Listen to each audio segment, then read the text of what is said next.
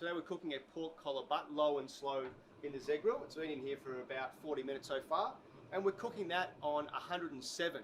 Now that's going to take many hours, maybe even 8 hours to be cooked. There's also a smoke setting, and a lot of people ask me, what is a smoke setting for?